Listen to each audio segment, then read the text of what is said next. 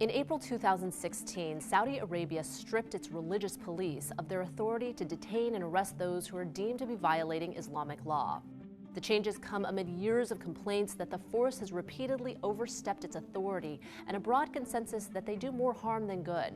Other countries have faced similar concerns. So what exactly do religious police do, and where are they found? Well, religious police enforce a government-sanctioned moral code of conduct, usually in accordance with Islam. What we think of as a modern religious police force began around the time Saudi Arabia was founded in 1932.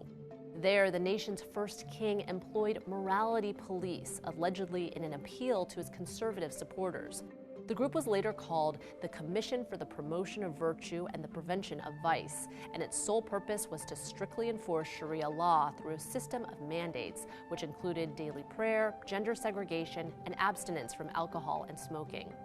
The organization was also known by the Arabic word mutawin, which literally translates to volunteer.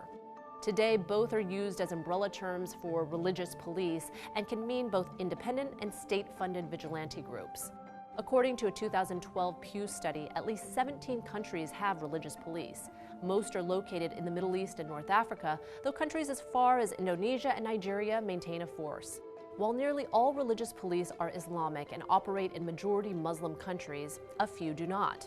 In India, a group of right-wing Hindus act as unofficial moral police, but they're not employed by the government and have been denounced by the state. And Vietnam, interestingly, employs a sort of anti-religious police who crack down on Christian and Buddhist sects that openly oppose the communist government. But the largest and most infamous religious police force remains the Saudi Arabian Mutawin, which employs more than 4,000 state-funded officers.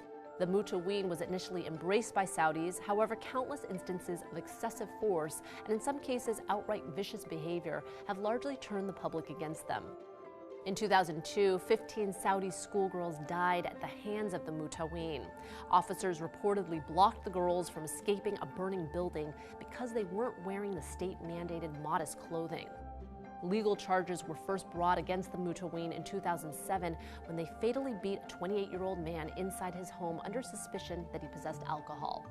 Mutawin officers sometimes patrol on their own, but more often than not, they work in tandem with the police. Before 2016, the force was given a free hand to question, follow, verify identification, and arrest anyone who is suspected of immoral behavior. This could mean anything from wearing nail polish to public displays of affection.